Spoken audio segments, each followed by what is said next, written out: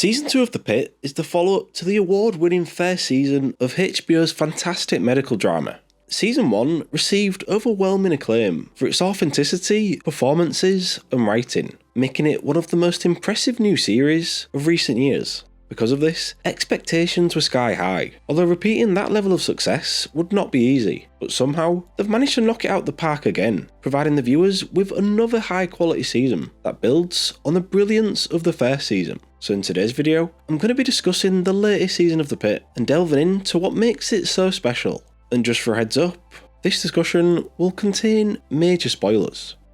So, Season 2 takes place on the 4th of July, which is obviously a hugely important day in America. But it's also the final shift for Dr. Robbie, who plans to go on a 3-month sabbatical, where he'll be driving around on his motorbike. So it's crucial for Dr. Robbie that this day goes as smoothly as possible, to set him up well for his time away from work.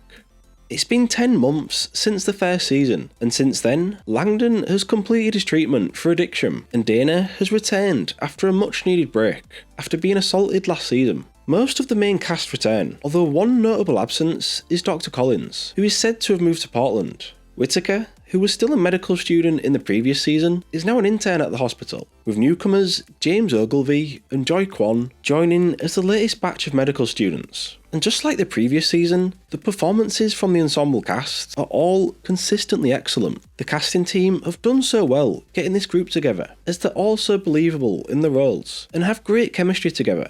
But once again, the biggest standouts are Noah Weil as Dr. Robbie and Kathleen Lanasa as Dana. They both won Emmys for their performances last season, and they don't let the standards slip even for a second. I find it hard to believe that Noah Weil isn't actually a doctor. Like, he's that good. It's just so damn convincing. His character goes on quite a journey again this season, but even when he's not being the best version of himself, it's impossible to not root for him. Towards the end of the season, there are some real standout scenes between Dr. Robbie and Dana, and it felt like they were both trying to one-up each other in terms of their acting level, but the only winner was the audience, as we got to witness some absolutely dynamite scenes. Kathleen Lanasa is such a wonderful actress. She's got some of the best lines of the season. The dialogue is excellent, but it's a delivery which makes it even better. When she was asked if she'd committed insurance fraud, she responds, "Throw me in jail. I could use a vacation," which actually killed me. Not only is it a funny line, but it gives us insight into how tough it is to be a nurse. For me, one of the biggest strengths of The Pitt is unquestionably the characters, with it providing characters that are engaging, likeable, and well-rounded. I feel like I know these characters, as they're so well written and convincingly portrayed. All throughout the season, I was having debates in my head about who was my favourite character, and coming to an answer was actually really difficult, as there are so many fantastic characters to choose from. It could easily be anyone out of Dr. Robbie, Dana, Whitaker, Dr. Mohan, Dr. McKay, or even Santos. Alright, maybe not Santos, but she's still a good character. In the end, I had to go for Mel. She's such an endearing character, and she's played so well by Taylor Deidron. And when I found out that she's the daughter of Walter White himself, Bryan Cranston, suddenly it makes so much sense why she's such a good actress. Early on in the season, we find out that Mel has a deposition hearing today, as she's been sued for malpractice, and you can tell just how tough she's finding it. She's such a sensitive character with a heart of gold, so I was desperate for the deposition to go well for her. As we all know, she's really close with her autistic sister, and it's sweet seeing how caring she is towards her. But this season, we see a different side to their dynamic, an angle that shows there are cracks in their relationship. When her sister Becca arrives at the emergency room complaining of a stomachache, Langdon diagnoses her with a UTI. Becca doesn't want Mel involved in a treatment, preferring to keep a situation private, which Mel simply can't handle, becoming almost aggressive towards her. Eventually, Becca reveals that she's most likely got the UTI from having sex with her secret boyfriend, something that Mel struggles to process. Watching Mel break down was really upsetting, but it provided us with greater insight into her character. Mel had sacrificed so much to look after Becca, using it as an excuse to neglect her own relationships with other people. So to see Becca happy with a boyfriend, it brings to the forefront so many emotions for Mel, such as loneliness and resentment.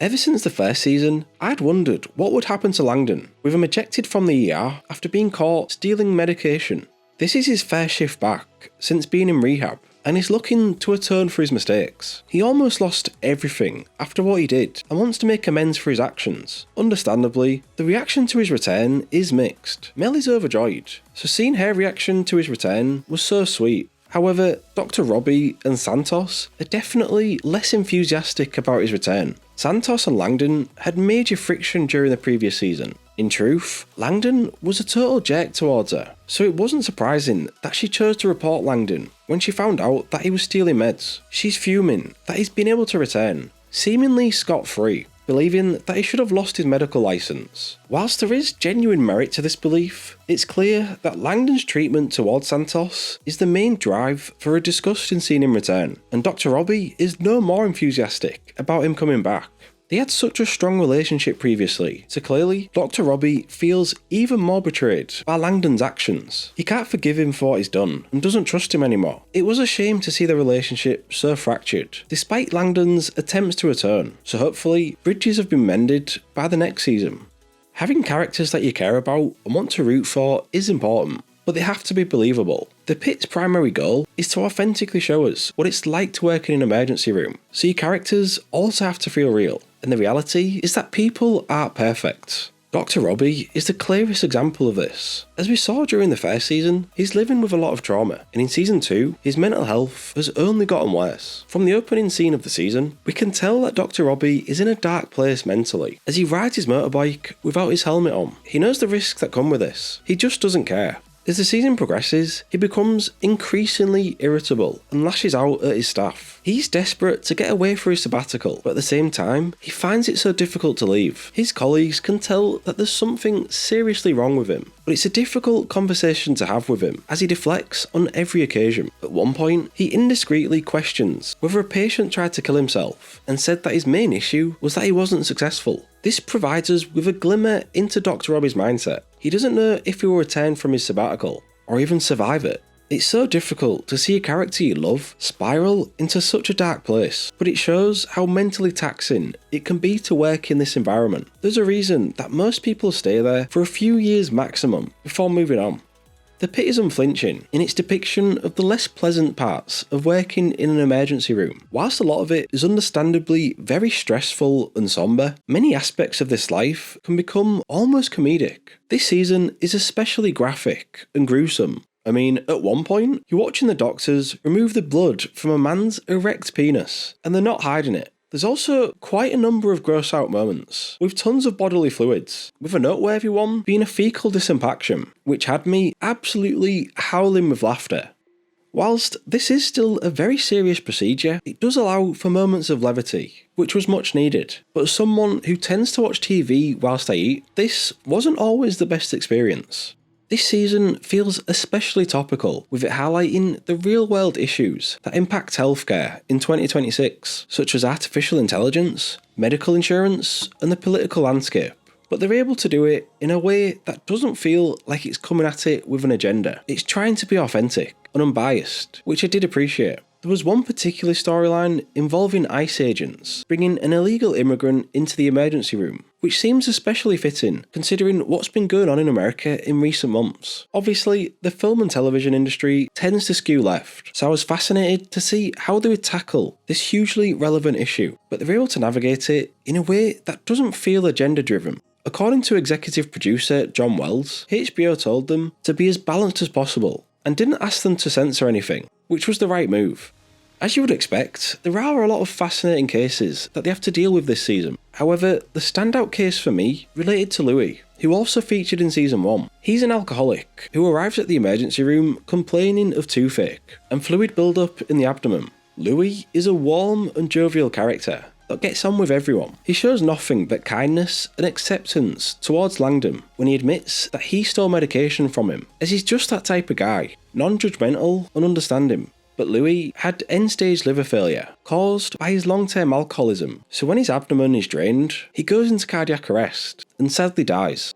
This was such a tragic death that impacted the entire department, but what made it even more touching was when we found out that the emergency room phone number is listed as his emergency contact number. as he had nobody else. He only became an alcoholic due to losing his pregnant wife in a car crash. He'd never recovered from the grief of losing them, which in turn led to his own death, which I found to be incredibly emotionally impactful. Still, it was good that he died around people who genuinely cared for him. Credit to Ernest Harden Jr. for giving such a tremendous performance.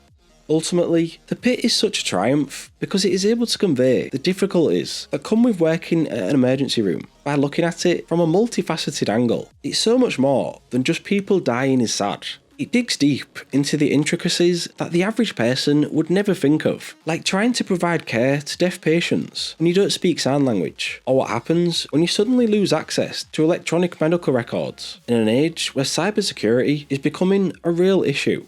Doing it this well is an achievement in itself, but the consistency and speed that they're able to bring out seasons elevates The Pitt into a real anomaly. There used to be a time when the best shows on TV would pump out 20 episode seasons annually and the quality remained top class, but that's no longer the case. Nowadays, the best shows on TV, you'll often have to wait 2 or 3 years between seasons. So the fact that season 2 was out just a year after the first season makes it an even greater accomplishment. This mixture of quality and speed is unmatched in modern television, which makes The Pitt so special. For that reason, season 2 of The Pitt gets 2 thumbs up from me, as it's certainly worth watching. So, what did you think of this latest season of The Pitt? And what's your all-time favourite medical series? Let me know in the comments down below. Thank you for watching, and if you enjoyed the video, leave a like and subscribe for more. And I'll see you next time for another video. Goodbye.